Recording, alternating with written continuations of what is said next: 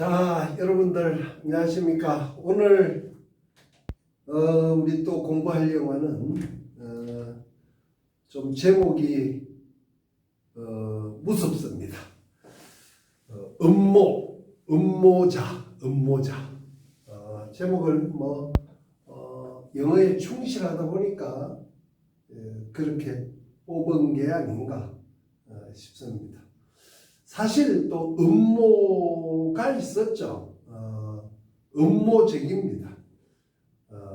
남들 모르게 그 사람의 생명까지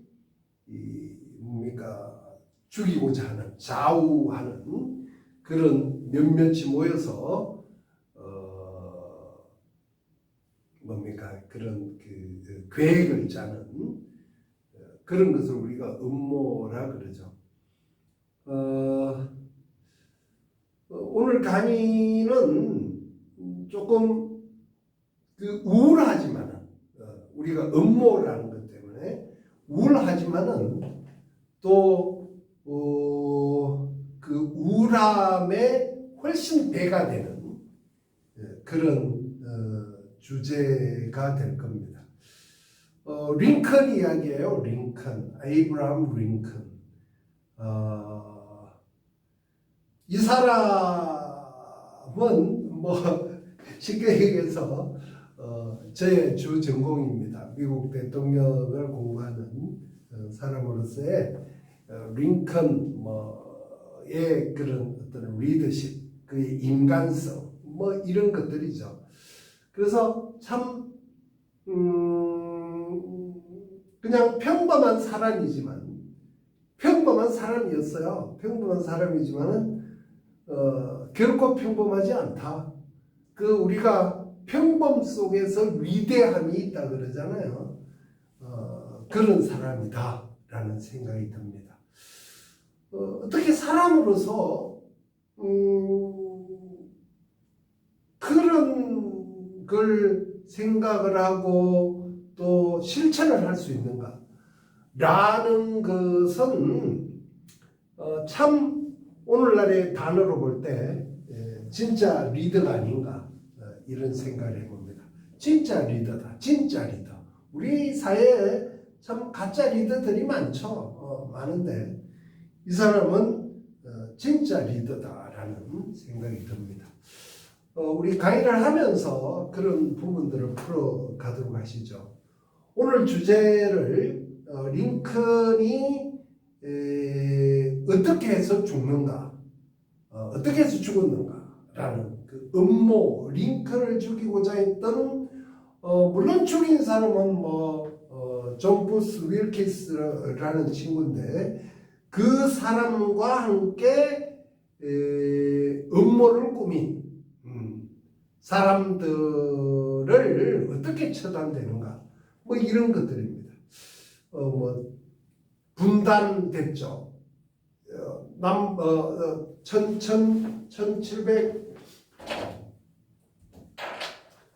1776년 7월 4일 이 미국이 이제 독립을 하고 쭉 남과 북으로 아주 특색 있게 갈라졌어요. 갈라졌다기보다 특색 있게 발전해 옵니다. 미국이라는 사회가. 그리고 약 100년 뒤 1860년이 되면서 이 미국이라는 이 나라가 동부 쪽이라 한다면 이 반으로 쪼개지는 이런 그런 분단이죠.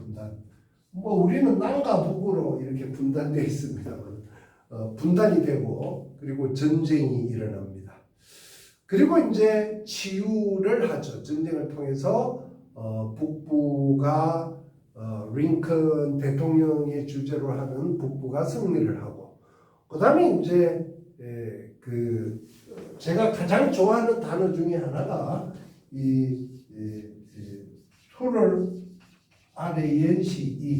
토러런스, 우리가 톨레랑스 이런 말을 쓰죠. 관용이라는 겁니다.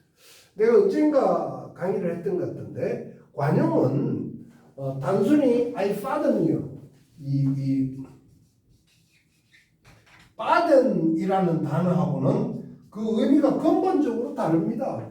pardon은 내가 위쪽에서 너를 용서해 줄게. 그 어떤 상위자의 입장에서 하위자를 용서하는 그래 내가 봐줄게 이런 거죠. 그러나 이 톨레랑스라는 이 관용이라는 말은요, pardon이라는 용어도 들어있죠. pardon이라는 용어도 들어있지만은 근본적인 그 개념 자체가 다릅니다. 이거는 pardon은 나하고 너하고 동등한 입장이 아니고 이 톨레랑스는 동등한 입장입니다. 그러니까 너 우리 편이야. 너 잘못했어도 네가 다시 그 우리 편 우리라는 거죠. 우리라는 게. 그러니까 우리가 이제 이 민주사회에 살다 보면은 소위 말해 민주사회에 우리가 여러분들 국가뿐만 아니라 가정에서도 혹은 조그마한 조직에서도 사회에서도 다 마찬가지인데 서로가 그 의견이 다를 수가 있어요. 소위 말해서 반대라는 것이 있습니다. 반대라는 게 있어요. 우리는 우리 사회는 언젠가부터 잘못된 것 중에 하나가 있는데 반대를 이꼴 잘못이라는 이런 생각을 해요. 내가 지금 이야기하는 것도 이 잘못인지 모르겠습니다만은 반대라는 것은 잘못이 아닙니다. 거의 다. 그냥 반대는 반대 의견이에요. 단순히. 네, 반대 의견입니다. 다른 의견. 그러니까 다른 의견이죠. 다른. 우리가 농담입니다만은 정말 저도 결혼을 하고 벌써 이제 한 30년은 훌쩍 넘었는데 부부 싸움을 많이 하시죠. 여러분들 어머니나 혹은 여러분들 당사자도 마찬가지지만 부부 싸움을 많이 해요. 부부 싸움을 하는 어디 통계를 보니까 그래요. 가장 큰 이유 중에 하나가 뭐냐면은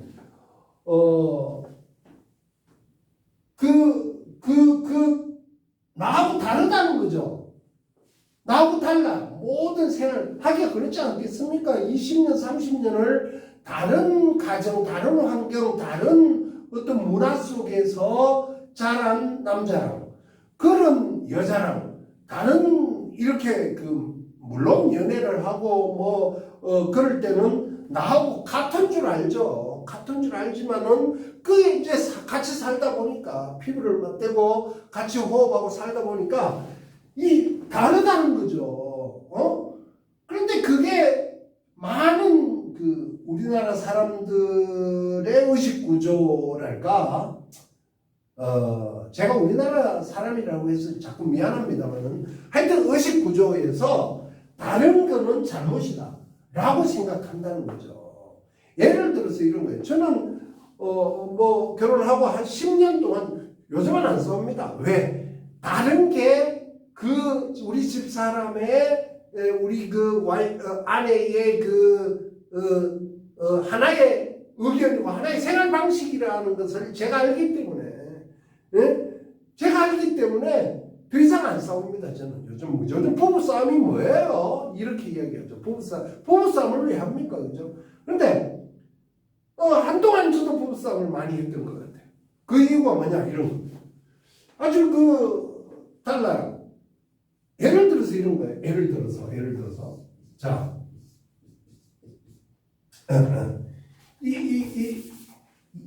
여러분들 양치질 하시죠? 이 치약 아침에 이제 밥을 먹고 이 양치를 해요. 그러면 치약을 딱 짜고 일정한 대로 치약을 짜고 그죠? 그다음에 이제 치약 딴 뚜껑을 이제 칠 수도 있고 치약 뚜껑을 잘 닫아놔야 되겠죠. 닫아놓고 또 볼리 자리에 놔야 되고 그다음에 이제 고려해서 치카포카를 하고 치카포카를 하고 나서 그다음에 물 한 컵 떠가지고 이렇게 양치 입 헹구고 이런 거 아닙니까? 근데 우리 집사람 우리 아내는요 이 치약 쓰는 게 그냥 뚜껑을 열어요. 그리고 휙 집어 던집니다. 그리고 이 치약을 이 몸통부터 짜요. 몸통부터. 이게 이제 조금 그 처음에는 나오고 다르더라고요. 야 이게 좀 이상하다. 그 다음에 이제 이런 거예요. 또 한 가지는 예를 들어서 이제 그 뭡니까? 아직도 저는 그게 이제 뭐 제가 버릇이 돼서 이제 그렇게 해줍니다만은 예를 들어 우리 핸드폰 그죠?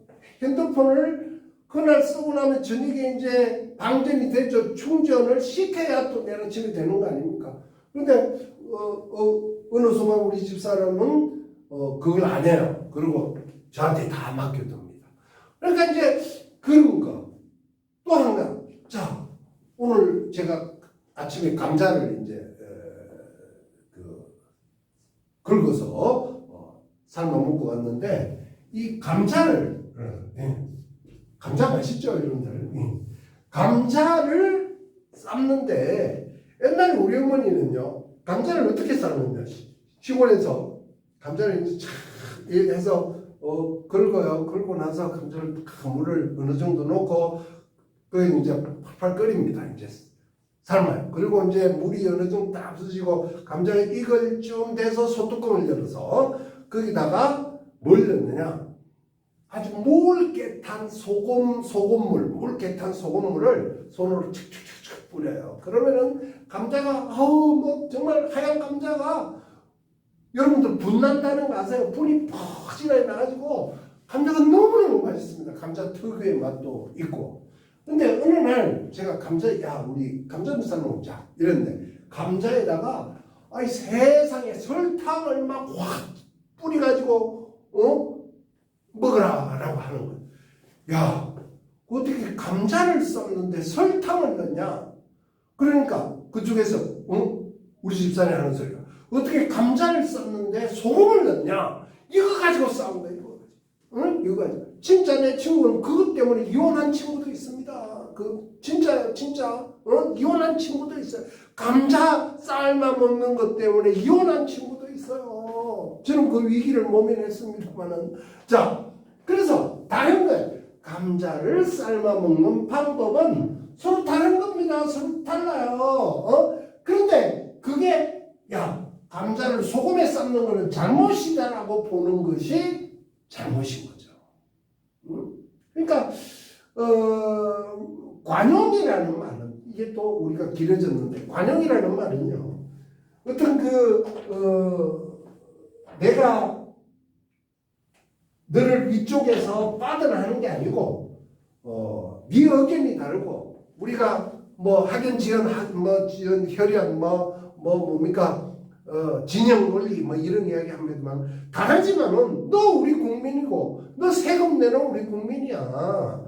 우리 같은 편이야. 조국과 민족을 위해서 우리 조직을 위해서 잘 되도록 해야 돼. 이걸 이제 리더가 관용으로 받아들이는 거죠.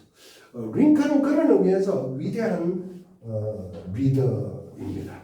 오늘날까지도 링컨을 따라가는 그런 인물이 존재하지 않는다.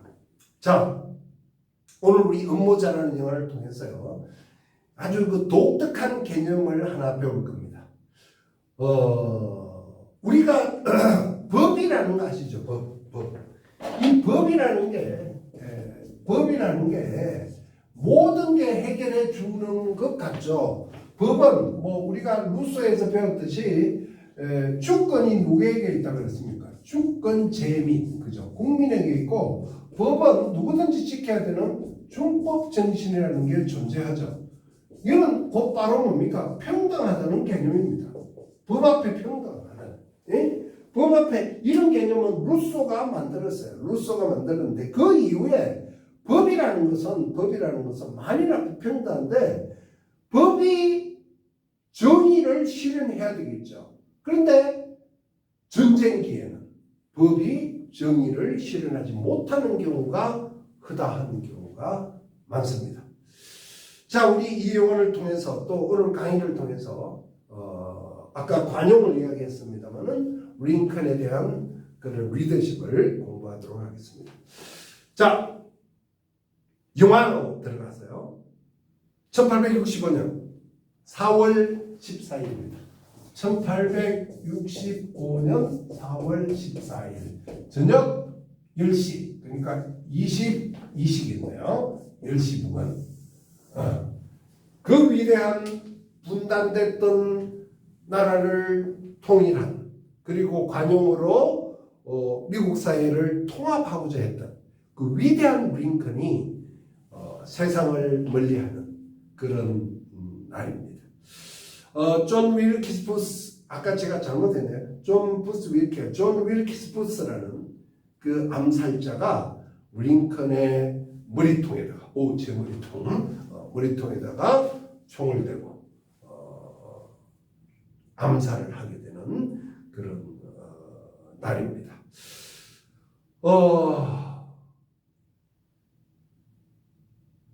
아까도 얘기했듯이 법은 평등하게 적용돼야 되고 누구에게나 정의를 실현하도록 그렇게 맞춰져 있는 게 법인데, 영화 우리 음모자를 통해서 법은 있지만 그 정신이, 즉 주권재민과 주법 정신이, 즉 평등과 정의의 개념이 철저하게 무시되는 그러한 침묵의 사건이 존재했습니다. 4월 14일 날 저녁에요. 이제 링컨은 거의 남북전쟁이 끝이 나고 남부의 사령관 로버트 리가 북부 사령관 그랜트에게 무조건의 항복을 하고, 그 다음에 전쟁이 끝이 났다는 것을 공식적으로 인정하게 됩니다. 오랫동안 전쟁에 대한 어떤 총사령관으로서의 링컨의 그런 스트레스라는 것은 말할 수 없이 컸죠. 그리고 그때 그 워싱턴의 극장에서, 포드 극장에서 상영됐던 그 연극을 보기 위해서 링컨이 그 연극부로 가게 됩니다. 그날 저녁에 링컨은 국무장관이었던 윌리엄 시워드, 가장 위대한 국무장관이었어요. 여러분들 알래스카 아시죠? 알래스카가 이 시워드의 중재로 소련으로부터, 소련의 당시는 러시아겠죠? 러시아로부터 사들이게 됩니다. 그리고 이제 부통령인 앤드류 존슨이라는 친구인데 아주 그 독특한 마인드를 가지고 있는 친구입니다. 이 앤드류 존슨 등등도 같이 가자 했던 거죠. 같이 가자 했는데 이 사람들은 각기 가지 않았어요. 가지 않고 링컨은 그 평상시 보좌관 비슷하게, 군 보좌관 비슷하게 따라다녔던 게이 한 사람을 데리고 자기 부인과 가게 되죠. 그런데 그날 저녁에 링컨을 암살한 존 윌키스 부스 외에 다른 암살자들이 시워드도 공격하고 그 다음 앤드류 존슨도 공격하고자 했습니다. 실질적으로 시워드는 공격당했다가 간신으로 가까스로 살아남습니다. 부통령 존슨은 그 공격을 받지 않았어요. 자,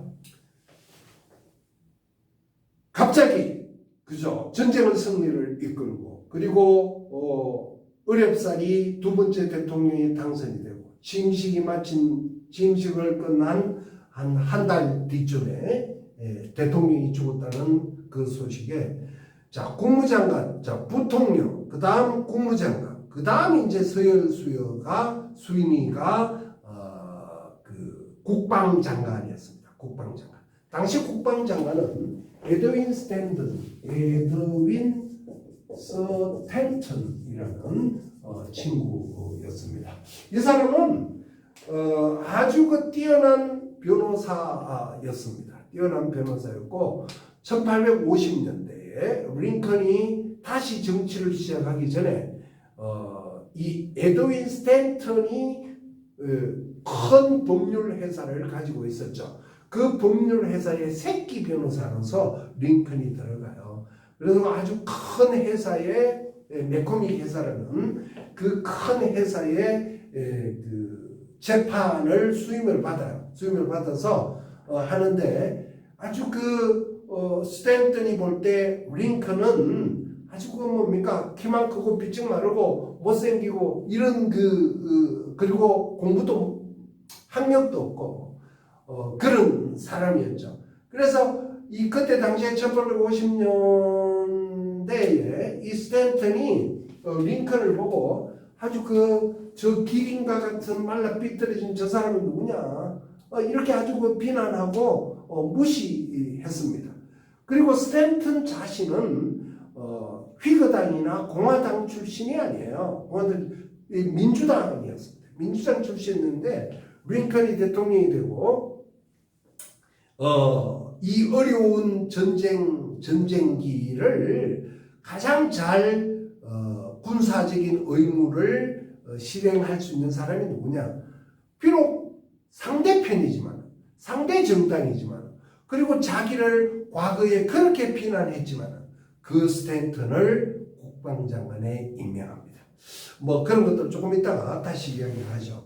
이 국방장관이 임시 대통령이 되죠. 링컨이 죽고 시워드가 국무장관이 어려움을 당하고 또 부통령 존슨이 아팠기 때문에 임시 대통령이 됩니다. 그리고 혼란기니까 계엄령을 내려요. 그리고 군사재판을 실행합니다. 그때 음모자들이 죽인 사람이 부스 혼자만 있는 게 아니다. 바로 그 공범자들이 있다. 공범자들이 음모를 꾸몄던 곳이 어디냐? 바로 영화에 아주 자주 나오는 메리 스랏이라는 하숙집 여주인입니다. 메리 스랏이 주도가 되고 주도가 된 게 아니라 하숙집 음모자들의 밥을 해주고 빨래를 해주는 그런 사람이었죠. 그리고 거기에 그 메리 스랏의 아들도 있고 그리고 다른 친구들 서너 명이 있었습니다. 이네들이 링컨을 납치하고 죽일 암살 음모를 꾸몄던 거죠. 그것이 발각됩니다. 네. 그래서 이제 군사재판이지만 재판이 붙는데 아무도 그 재판을 하려고 하지 않아요. 그래서 결국 국선 변호사, 프레드릭 에이컨이라는 국선 변호사가 기소된 음모자들을 변호하게 됩니다. 그렇게 변호를 하다 보니까 결국은 특히 메리 스랏이라는 그 하숙집 여주인은 전혀 음모하고 관계없다. 그런데 왜 음모자로 그렇게 부각됐느냐? 그거는 바로 그 메리 스랏이 무죄였지만은 아들을 지키고자 하는 그런 마음에서 침묵하고 결국 죽음, 즉 교수형에 처하게 되는 그런 겁니다.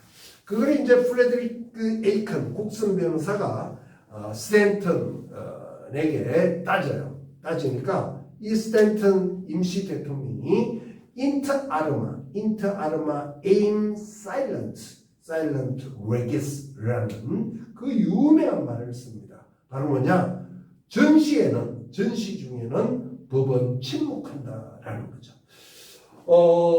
특별한 환경 속에서는 이런 법이라는 개념은 종이 쪽지에 불과하다. 뭐 이런 내용입니다.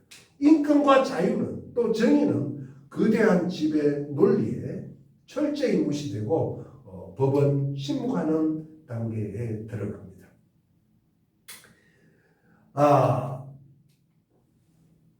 우리가 그 영화의 전체적인 흐름은 바로 그 링컨의 암살자들의 음모를 꾸미고 그것을 변호하고 결국은 법에 그러한 그 법이 있지만은 법이 자유와 인권을 지켜주지 못하는 그 환경이에요. 그런 환경인데 우리가 링컨이 누군지를 좀 알아야 되겠죠. 링컨은 1809년 12월 2일 출생입니다. 켄터키주의 조그마한 오두막집에서 태어나요. 그리고 9살 때 어머니가 죽습니다. 새로운 어머니가 오는데 그 새로운 어머니가 아주 기가 찬, 우리가 새어머니라 그러면 아주 나쁜 이미지가 있잖아요. 우리 콩쥐파치 때문에 그런 것 같아요. 새어머니 중에 좋은 사람도 많습니다. 특히 링컨의 새어머니는 링컨을 너무너무 사랑했고, 또 링컨도 자기가 성장하는 과정에서 그 새어머니 때문에 자기가 독서를 하고 학교는 다니지 않았지만은 지성인으로서 이렇게 성장할 수 있는 배경이 되었습니다. 어쨌든 가난해서 학교를 못 다녔어요. 우리가 이야기하는 중요한 성공의 요소 중에 하나가 학연 없죠. 자, 켄터키 당시는 아주 시골 총부적이었습니다. 그러니까 당시는 매사추세츠주나 어디입니까? 이 동부의 뉴욕이나, 그죠? 매사추세츠주나 하다못해 펜실베니아, 그 다음 버지니아, 요 정도의 사람들이 지역적으로 아주 지연을 형성해 있었죠. 링컨은 여기 하여튼 켄터키 멀리 떨어진 지역에 있었습니다. 그 다음 이제 가난했기 때문에 역시 아버지도 무학이고 어머니도 그렇고 혈연도 없었죠. 그러니까 어떻게 보면요, 참 우리가 링컨이라는 사람이 위대한 리더가 되는데, 제가 이 강의를 하면서 준비했던 자료인데 그 부분을 한번 읽어보도록 하겠습니다.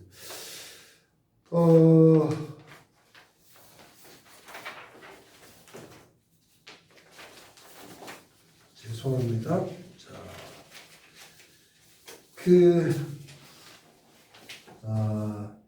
이런 거예요. 링컨이 1860년에 대통령 선거를 나서면서 거의 링컨을 잘 모르겠죠. 서부에 아주 총구석에 자기 독학으로 변호사 시험 된 그 사람이 누가 알겠습니까? 많은 사람들이. 자기를 알리기 위해서 아주 급조된 자서전을 하나 써요. 아주 짧은 자서전에. 그 자서전 첫 페이지에 자신을 소개합니다. 우리 집안은 대단치 않습니다. 아마도 이유 집안이 맞을 겁니다. 살아가면서 정직만큼 중요한 것이 없다고 생각합니다. 나는 워싱턴의 자서전에서 배운 것이 하나 있습니다. 그것은 정직이 최선이라는 정책이라는 것입니다. 자기는 집안도 대단하지 않고 배운 것도 없어요. 배운 것도 없는데 자기의 이미지, 어네스트. 그래서 어네스트 링컨 아닙니까? 이런 거예요. 그 다음에 이제 대통령 선거 유세를 하면서 이런 말을 합니다. 당시 켄터키죠. 켄터키에는 교육에 대한 열정을 자극하는 것은 아무것도 없다. 그저 읽기, 쓰기, 세마기 정도가 고작이었고, 나는 이 정도는 할 수 있었고 그것이 전부였다. 내가 공부에는. 나는 그 이후로 단 한 번도 학교를 다닌 적이 없다. 자, 그런 사람이 어떻게 세계 지금까지 최고의 대통령이 되었을까요? 그것은 독서입니다, 여러분. 끊임없는 독서를 단 5분만 시간이 있어도 이 사람은 독서했어요. 링컨은 이런 말을 합니다. 독서는 마치 보물이 가득 들어있는 창고로 들어가는 것과 같다. 참 어떻게 그런 말을 할까요? 참 대단한 사람이 아닌가, 이런 생각을 해봅니다. 자, 어쨌든 그런 학연, 지연, 혈연이 없었죠.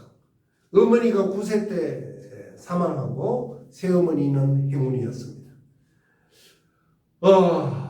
독학하고 또 독서를 하고 나중에 자파점 친구랑 자파점도 하고 또 먹고 살 게 없어서 우체국장을 해요. 지금은 우체국장 국가나 지역에서 돈을 주지 않습니까? 그때는 그런 게 없었어요. 그 다음에 이제 군인을 해요. 한 3개월 동안 가는데 자양 앞으로 가, 우양 앞으로 가 이런 거 아시죠? 그런 걸 지시하지 못해서 3개월 만에 군대를 제대합니다.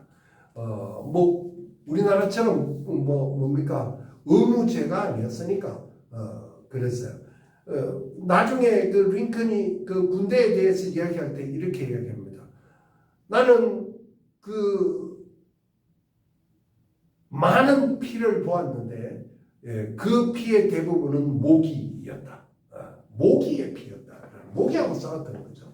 그 다음에 주의회 의원을 하고 그러다가 변호사 시험을 봐서 변호사가 됩니다. 유명한 변호사였죠. 그 다음에 이제 연방 하원을 한번 하다가 이 멕시코 전쟁을 반대하다가 시민들로부터 왕따를 당해서 정치 세계로부터 벗어납니다. 그 다음에 이제 우리가 나중에 공부해야 되겠지만은 1854년 세계사에서 미국사는 당연하겠죠. 아주 중요한 사건이 하나 일어납니다. 바로 캔자스 이 캔자스 네브래스카 이 네브래스카 법입니다. 이것이 통과돼요. 캔자스 네브래스카 법. 이거는 남북 전쟁의 그야말로 그 원인에 불을 붙는 이 기름을 붓는 그런 사건입니다. 이때 다시 정치 세계로부터 떠났던 링컨이 이 법이 통과되면서 정치 세계로 들어옵니다. 그때 당시에 공화당이 만들어지고 이 링컨이 공화당에 입당하면서 부통령 후보가 되고 1860년에 대통령 후보가 돼서 대통령이 되는 거죠. 자, 링컨은 대통령이 돼서요, 두 가지 목표에 충실합니다. 대통령이 되기 전에도 두 가지 목표를 삼았어요. 하나는 연방을 보존한다. 연방을 보존. 처음에는 이 연방 보존이 다였습니다. 그러다가 전쟁을 하면서 이 노예 해방이라는 이 두 번째 목표를 설정하고 그 두 가지 목표를 달성하기 위해서 노력합니다. 한참 전쟁 중에요, 백악관에 기자들이 몰려와서 링컨에게 이런 질문을 합니다. 대통령직 하기가 힘들지 않으세요? 이럽니다. 그런 질문 받을 수 있겠죠. 어떤 리더의 자리에 있으면. 링컨이 이런 말을 하죠. 그 질문에. 나는 잠시 백악관을 맡고 있는 주인에 불과하다. 나보다 더 좋은 사람이 이 다음에 오기를 바라고 나를 위해 일할 최고의 사람을 선택하는 것이야말로 내 일이라고 생각한다. 그러면서 링컨이 하는 말이 적을 이기는 방법은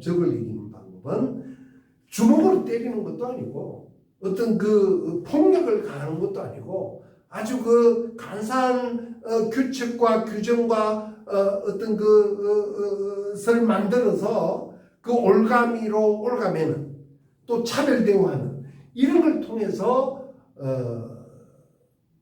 적을 이기는 게 아니라 적을 이기는 최고의 방법은 그 적을 내 친구로 만드는 거다 라는 정말 불후의 그 명언을 하게 됩니다. The best way to win an enemy, 하나의 적을 이기는 최고의 방법은 is to make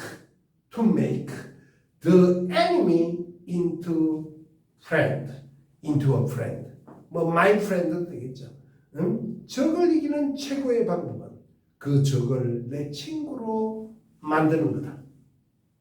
대단하지 않습니까, 여러분들? 적을 이기는 최고의 방법.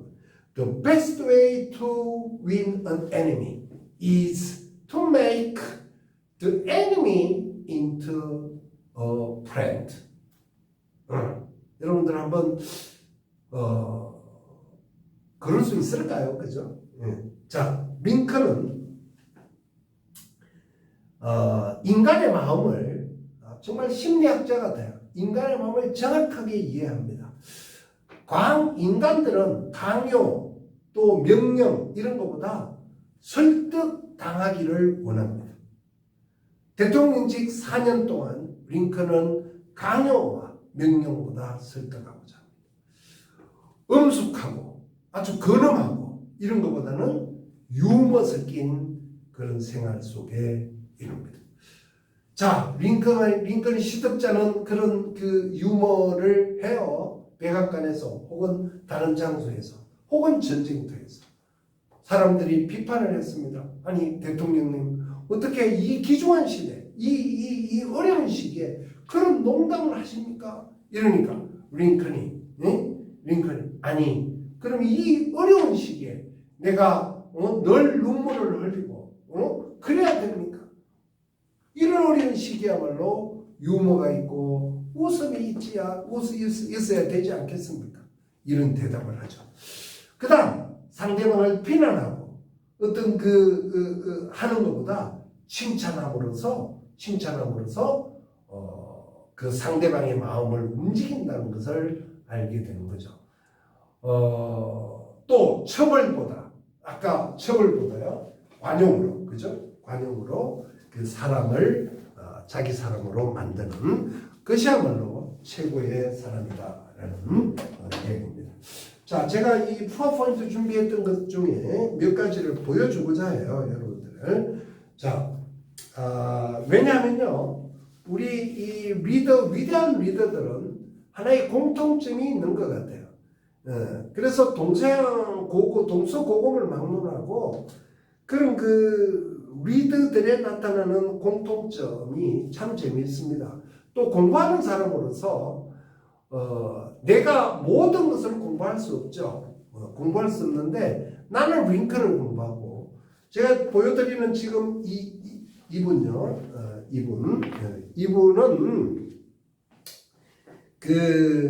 우리나라 박 교수님인데 이름을 이야기하면 좀 그렇고 우리나라 세종연구 또 세종의 아버지 태종연구 또 위대한 리더 중에 한 사람 정조연구의 아주 유명한 분입니다. 그래서 이분이 공부하다가 세종처럼이라는 베스트셀러예요. 저보다 훨씬 베스트셀러 작가입니다. 그 다음에 세종의 적솔력 아주 적재적소의 리더십을 발휘한다는 그런 개념이죠. 이 두 책의 작가이기도 합니다. 저는 이제 원칙의 힘, 링컨에 대한 거죠. 언제 한번 소개했던 것 같은데, 루즈벨트 소통의 힘, 워싱턴의 정직의 힘. 저는 힘 시리즈로 내고 있습니다. 앞으로도 좀 공부를 열심히 해서 이런 책을 내야 되는데, 시간이 될는지 모르겠습니다. 자, 이 박 교수님의 이 세종의 적솔력이라는 곳에서 저는 링컨의 리더십을 분석해 냈습니다. 자, 먼저 과미심계라는 겁니다. 과미심계. 자, 여러분들 잘 보이세요? 과미심계라는 건데 아름다움을 가장하는 것을 리더는 멀리해야 된다. 사람들은 우리 그래서 선거 때 보면은 어느 대학 출신 사실 평생 교육은 한번 잠깐 갔다 왔는데 또 그냥 대충 강의 몇 번 들었는데 그걸 가지고 어느 대학 출신 요즘은 그런 거 해도 안 되죠. 그 다음 자기 자랑이 늘어졌어요. 그런 거 하지 마라. 있는 그대로를 보여주라. 그래서 링컨은 아까 자기가 그랬잖아요. 나 배운 거 없다. 우리 집은 이류 과정이다. 그런 이야기예요. 있는 사실을 그대로 이야기하는 예?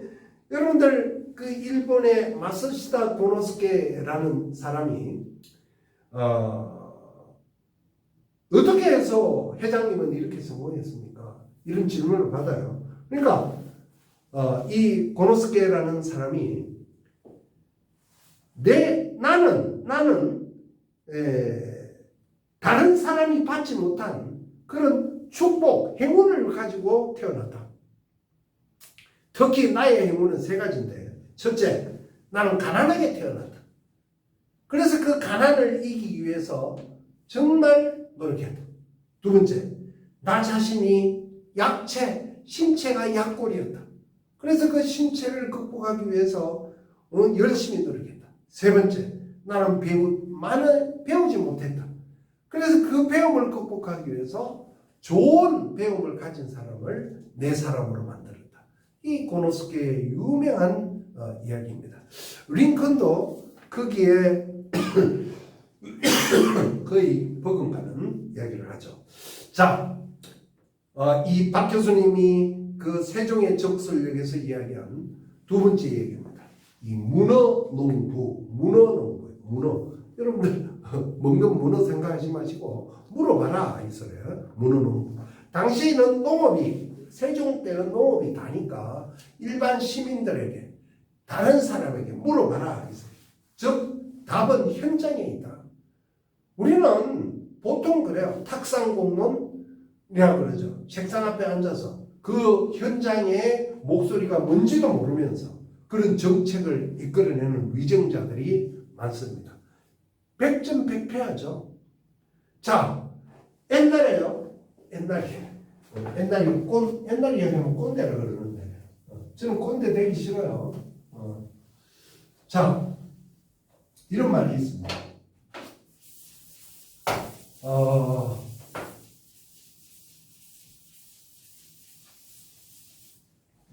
여러분들 그 제자박자 중에 노자 아시죠? 노자. 이 노자의 도덕경에서 어디에 나오는지 모르겠어요. 이런 말이 있다 그래요.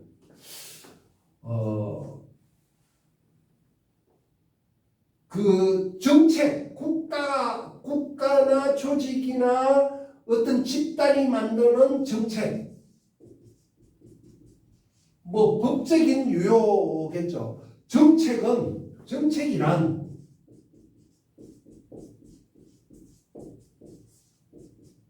이게 잘한 거예요. 정책이란 여러분들 보입니까?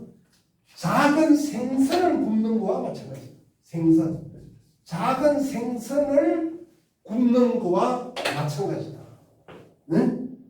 그래서 정책을 너무 자주 이리 뒤집고, 이리 바꾸고, 이리 바꾸고, 이리 바꾸고, 이리 바꾸고, 이리 바꾸고 하면은 정책은 먹을 게 생선이 여러분들 생선 구워봐요. 한번 생선 구워보세요. 조그마한 조기 같은 거 가지고 한번 구워봐. 그걸 10대번, 20대번 이렇게 바꿔봐. 그러면 먹을 수 있는 게 아무것도 없다. 먹을 수 있는 게 없다. 이 노자가 한 2500년, 3000년 전에 했던 이야기예요.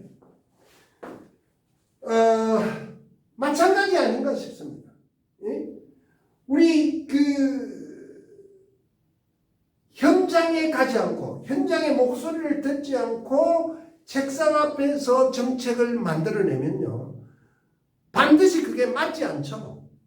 맞지 않아요. 그래서 또 바꾸는 거예요. 또 바꾸면은 또 안 맞죠. 또 바꾸는 거예요. 현장에 가서 그 목소리를 들어봐야죠. 세종도 그랬고 링컨은 정말 현장의 사람이었습니다. 현장에. 그래서 링컨이 이런 말을 해요. 자기 비서한테. 나는 이렇게 많은 사람들을 만나는 것을 public opinion base, 즉 여론 목욕이라 부릅니다. 사실 나는 신문을 읽을 시간도 없기 때문에 이런 방법으로 국민들의 의견을 듣습니다. 물론 의견이 별로 좋지 않은 경우도 있지만 전반적으로 그 효과는 혁신적이고 힘을 내게 해줍니다. 그리고 죽이는 말을 합니다. 예? 저도 이런 말을 쓰고 싶어요. 자, 위기의 시대에 국민의 목소리는 하나님의 목소리와 버금갑니다. 링컨의 목소리입니다. 다시 한번 할까요?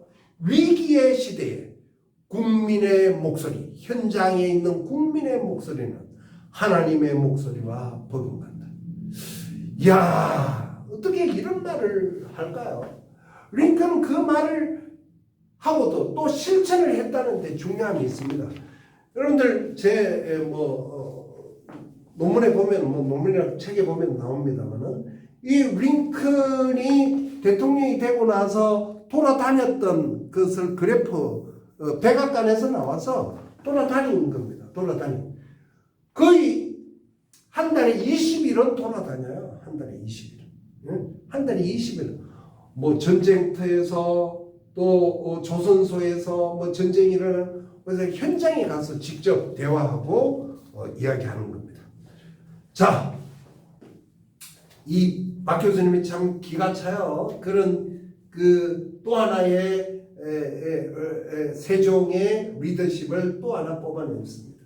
바로 뭐냐면은 여지소이. 여러분들 한자 여지소이입니다. 이 여지소이는 너를 믿는다. 내가 여러분들 리더가 사람을 써요. 사람을 쓰면은 내가 너 믿어. 너를 믿어. I trust you. 너를 신뢰해. 라는 그 말이 그 사람을 바꿔놓습니다. 위대하게 만들 수 있다는. 그래서 리더가 리더를 만드는 겁니다.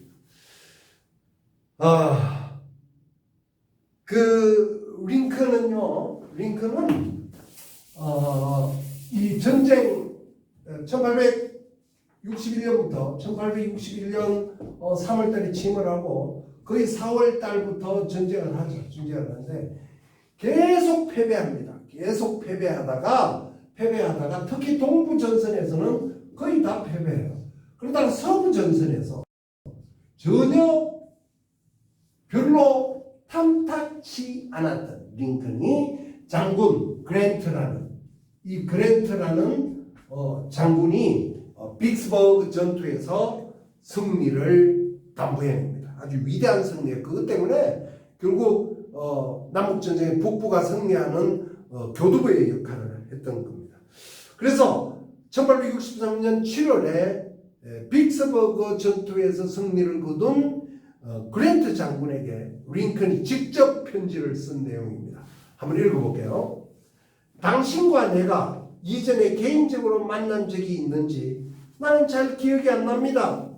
나는 지금 이 나라를 위한 당신의 이루 헤아릴 수 없는 헌신에 깊이 감사하지 않을 수가 없습니다. 여기에 몇 마디 더 할까 합니다. 빅스버그 근처에 당신이 도착했을 때 사실 나는 당신의 전투에서 나보다 유능하다고 하다는 것을 어떤 희망을 갖지 않았습니다. 그래서 나는 혹시 전투를 실패하지 않을까 두려움을 가지고 있었습니다. 마지막 이 말이 중요합니다. 그러나 이제 당신이 옳았고 내가 잘못됐다는 것을 솔직히 인정합니다. 와, 대단하지 않습니까? 리더가 자기 밑에 부하에게 자기 리더의 잘못을 인정하고 리더를 다른 그 부하를 칭찬한다는 이런 과정에서 정말 보통 리더는 불가능합니다. 여러분 제 강의를 듣죠. 제 강의 잘못된 지적을 해주세요. 그러면 저도 당신이 옳고 내가 틀렸다는 것을 인정하겠습니다. 여러분들. 자, 또 하나 중요합니다. 세종의 리더십에 나타나는 또 링컨의 리더십, 유심간택이라. 여러분들 간택한다는 소리 많이 들어봤죠.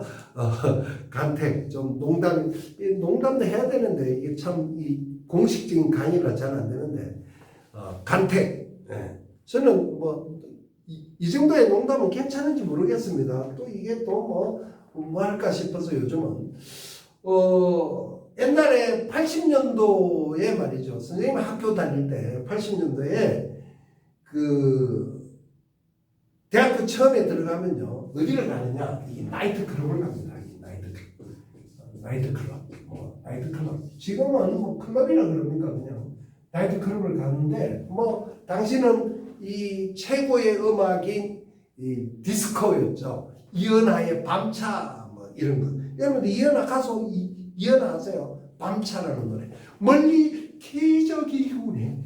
빠바 디스코라서 코를 찌르요. 그죠? 키 작은 사람이 잘못 찌르면 키 큰 사람은 코 찌르면 디스코. 그래서 디스코인지 뭐 어쨌든 그런 그때 이제 그런 디스코 음악이 10곡 나와요. 10곡 나오다가 갑자기 이 브루스 곡으로 바뀝니다. 은은한 브루스 곡으로 바뀌면은 여자들은 이 학생들 다 들어가요. 그러면 남자들이 쭈삣쭈삣하죠. 쭈삣쭈삣하면서 뭐 가서 여자들 앉아 있는데 가서 춤 한번 주시죠. 이렇게 이야기하죠, 그죠? 이야기하는데 대부분의 여성들이 그러죠. 아우 전 춤 못 춰요, 그죠? 그래도 이제 용감한 사람은 가서 춤을 추는 게 어디 있습니까? 그래서 발목을 여자 발목을 잡고 이렇게 나와서 춤을 춥니다. 저는 그때 30여 년 전에 한 여자를 나이트클럽에 가서 발목을 잡고 춤 못 춘다는 그 여자분이랑 30년을 살고 있습니다. 여러분들 용기가 있어야 됩니다. 나이트클럽에서.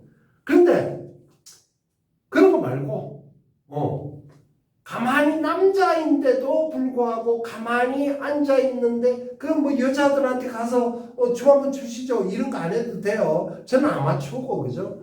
아주 프로 정말 우리가 그때 당시에 강남제비라 그래요. 제비 중에 강남제비는 좀 유명합니까? 강남제비라 그랬는데 이 강남제비들은 가만히 앉아 있는데도 여성들이 와가지고 선택을 해요. 그 선택하는 게 뭐냐? 간택이라는 거예요. 네? 간택.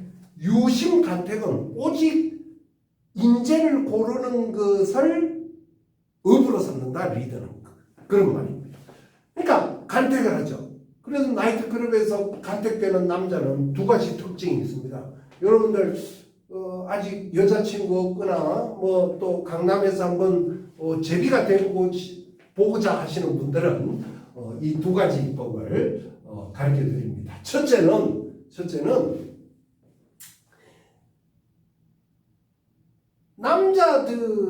남자들만 여성들이 이쁜 거를 좋아하는 남자들의 전유물이 아니다. 여자들도 잘생긴 남자를 좋아한다. 잘생긴 남자를 좋아한다. 그래서 잘생겨야 돼요. 저는 어렸을 때부터 우리 어머니가 제가 기관집 자식이거든요. 우리 어머니가 제가 어렸을 때 이 머리가 좀 컸어요. 큽니까 머리가?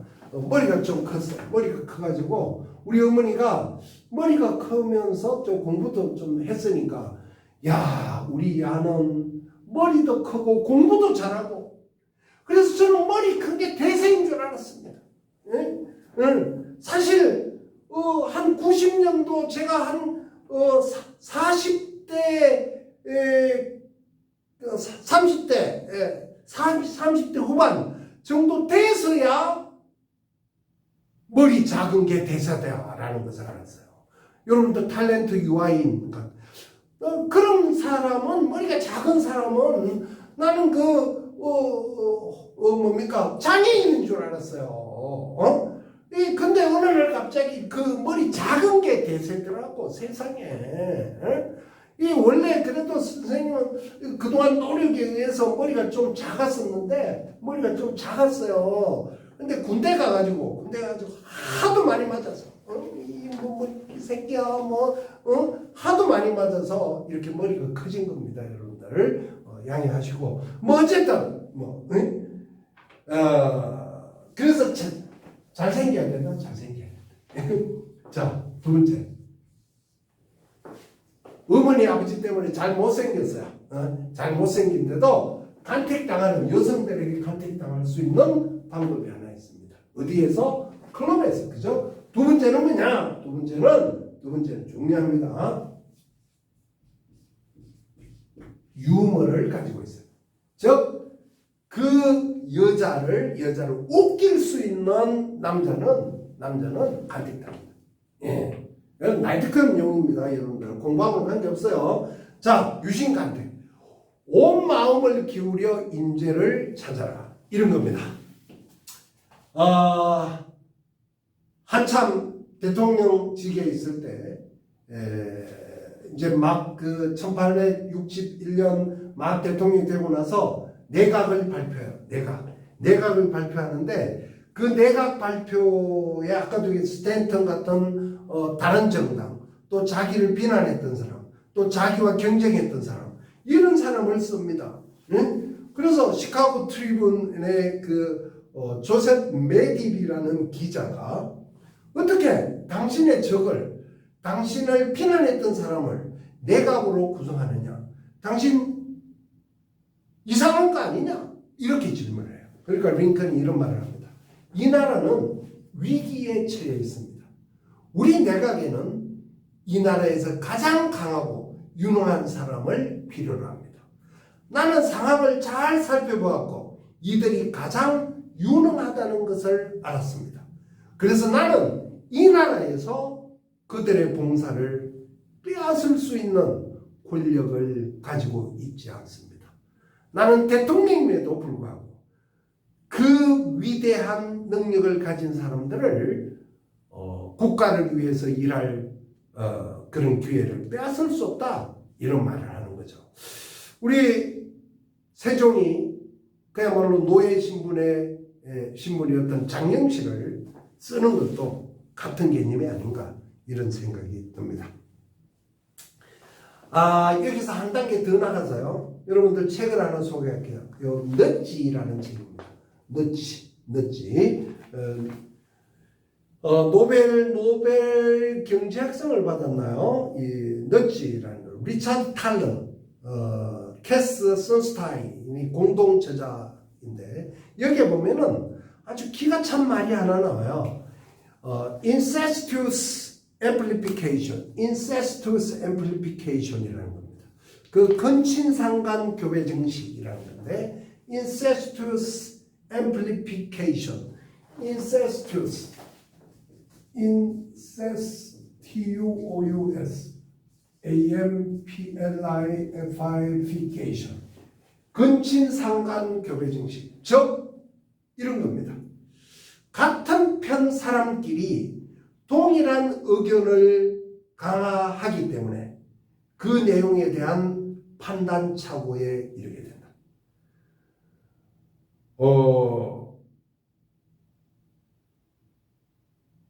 링컨이 아까 시카고 조셉 메딜이 어떻게 당신이 적을 쓰느냐, 또 해군 장관이었던 자기 친구 지데온 웰즈라는 해군 장관도 그런 비슷한 질문을 해요.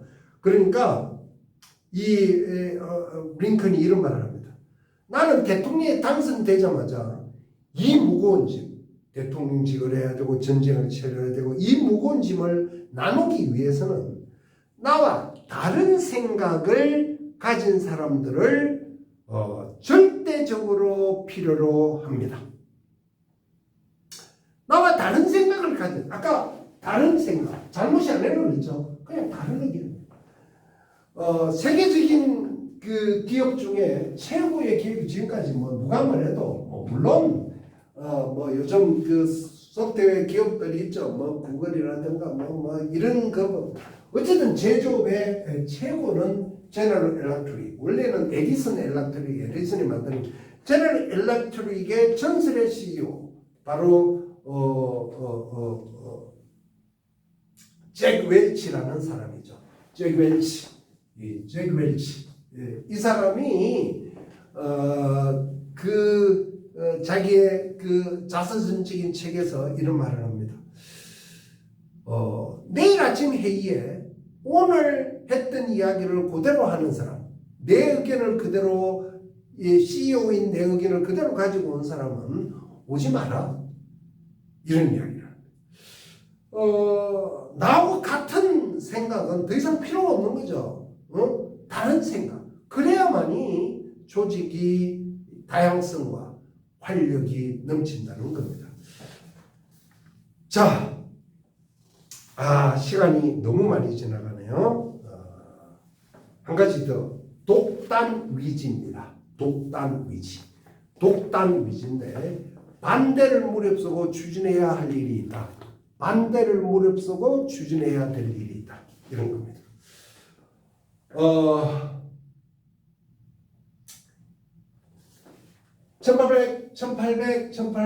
1862년 7월경에 링컨이 내각 회의를 주관해요. 물론 그 전부터 링컨은 구상 속에 있었죠. 왜냐?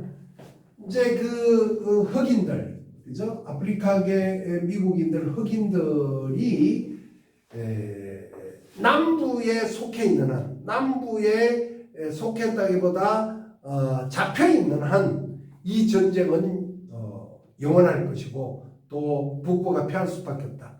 그래서 흑인들을 해방시켜서 남부로부터 독립시키고 그 군인들을 그 흑인들을 남부 노동력에서 이탈시켜서 군인으로 쓰면은 승리할 수밖에 없다. 그래서 처음에는 연방보전이었다가 노예해방이라. 그러나 그러한 링컨의 대통령의 구상에 대해서 많은 사람들이 반대를 했어요. 반대를 했는데 그러나 반대를 무릅쓰고 추진해야 될 일이 있다. 대통령이 자기의 모든 것을 걸고서라도 독단위지입니다. 나의 독단을 가지고 해야 되는 거죠. 이런 말을 합니다. 노예 해방 선언에 대해서 반대를 하니까 장관들, 이 유명한 그림입니다. 미국의 국보로 되어 있어요. 링컨이 노예 해방 선언하는 그림입니다. 상황이 계속 나빠지고 있습니다. 그동안 우리가 추진해온 작전, 이 방향이죠. 전쟁의 방향은 로프의 마지막 지점에 도달해 있음을 나는 직감합니다. 안 된다는 거죠. 그걸로서는. 이제 우리는 마지막 남아있는 카드를 사용해야 하며 우리는 작전을 바꿔야 됩니다. 노예 해방을 할 수밖에 없습니다. 이런 이야기를 하는 거죠. 설득을 통해서 결국은 노예 해방이 이루어지는 거죠.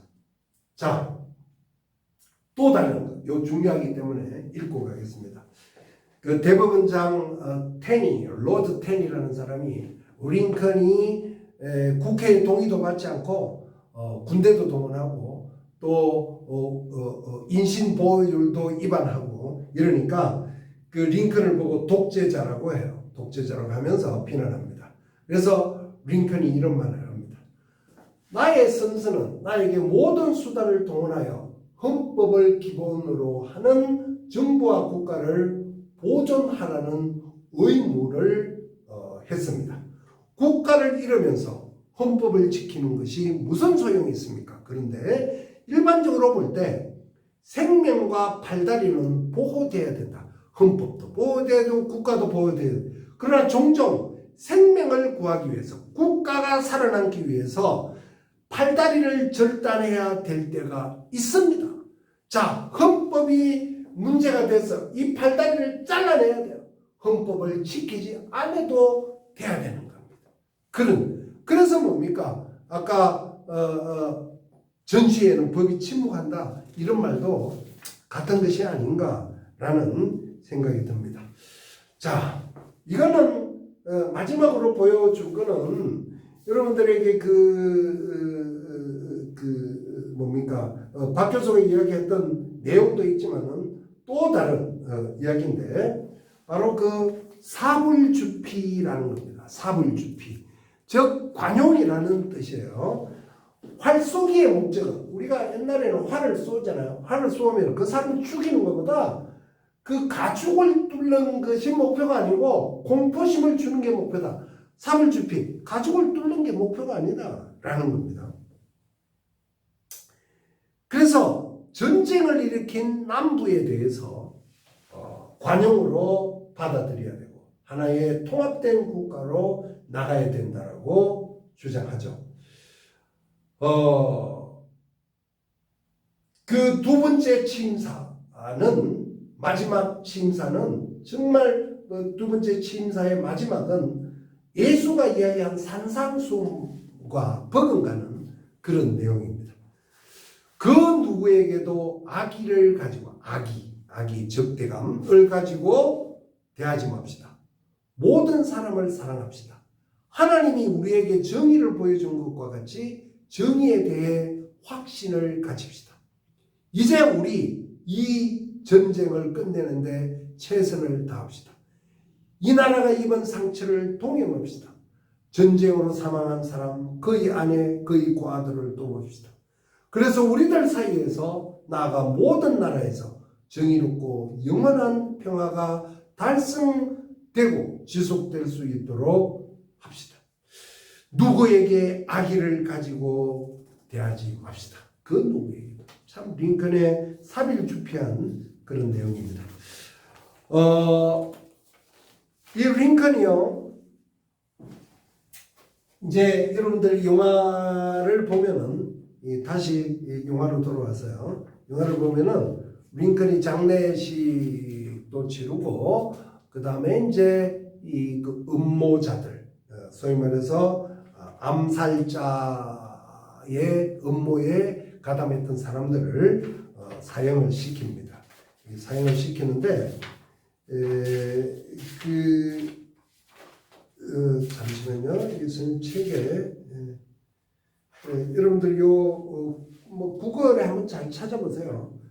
링컨을 암살자들을 사형하는 그런 그림입니다. 당시 사진인데 아주 오늘날처럼 뭡니까 칼라는 아니지만은 그런 사형을 시키는 그런 겁니다. 그 옆에 그림은 링컨의 장례식 그림이에요. 아주 대단합니다. 대단하고 오늘날 링컨의 모습은 일리노이에 있습니다. 일리노이에 있고, 자 링컨이 죽고 그 당시 미국 최고의 시인이었던 월트 위트만이 링컨의 추도사를 써요. 이런 겁니다. 아마 여러분들 죽은 시인의 사해라는 영화를 보셨죠? 거기에 보면은 키틴이라는 그 교사가 학생들한테 이야기하죠. 오 캡틴 마이 캡틴. 이제 링컨을 보고 선장, 나의 선장이요. 오 캡틴 마이 캡틴, our beautiful trip is done. 우리의 두려웠던 그런 여행은 끝이 났습니다. The ship has withered every wreck. The prize we sought is won. 배는 온갖 고통을 이겨냈습니다. 우리가 추구하는 목표는 달성됐습니다. The port is near.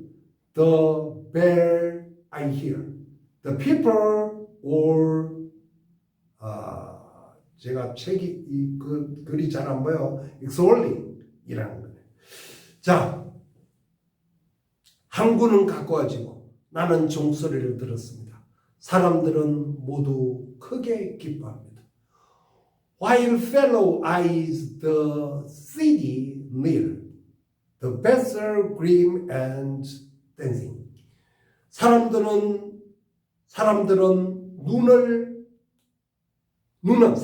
눈은 흔들리지 않는 배를 바라보고 배는 굳세고 대단합니다. But oh heart, heart, heart.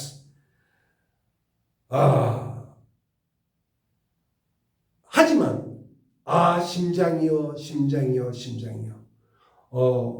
Where on the deck my captain lies, fallen cold and dead. 피 흘리는 붉은 방울들, 가판 위에 나의 선장이 쓰러져 죽은 채로 있구나. 오 캡틴 마이 캡틴. 여러분들 오늘 영화는요 약간 우울하고 또 분노를 일으키고 합니다. 제가 굳이 링컨의 리더십을 이 암살자의 이 음모자라는 영화에서 이야기를 하고자 했던 것은 그런 이 영화를 보면서 사실에 입각하지만은 영화를 보면서 링컨이라는 사람이 어떤 사람인가 라는 것을 여러분들에게 보여주고자 했던 겁니다. 여러분들 그 책을 한번 꼭 읽어보시고요. 제가 사실 링컨을 공부하고 미국 대통령을 공부하고 워싱턴을 공부하는 이유가 뭐겠습니까? 제가 그 나라 사람도 아니고, 그죠? 저의 궁극적인 목표, 링컨은 뭐 두 가지, 링컨만을 보장 노예만. 저의 궁극적인 목표는 우리나라에도 이제는 링컨 같은, 워싱턴과 같은 대통령이 나와야 되지 않겠는가? 세종과 같은 그런 위대한 리더가, 링컨과 같은 위대한 리더가 우리 대한민국에도 나와야 하지 않겠는가? 라는 아주 정말 순진한 바람에서 공부하고 있습니다. 여러분들 이 강의를 통해서 나의 생각에 동조를 하시는 분은 박수 부탁드립니다. 감사합니다. 한 가지 더요. 다음 주에는요. 다음 영화는 바로 오늘 공부했던 영화가 오버랩이 되는 그런 건데 아주 그 유명한 그 영화죠. 또 여러분들 한 번쯤 다 들어봤을 거고 스크린에서 봤을 겁니다. 바람과 함께 사라지다라는 그 유명한 스칼렛, 그죠? 아주 그 명랑한 친구죠. 이야기. 그리고 남북 전쟁에 대한 이야기. 그 이후에 미국 사회에 대한 이야기. 이런 것들을 공부하도록 하겠습니다. 여러분들 수고하셨습니다.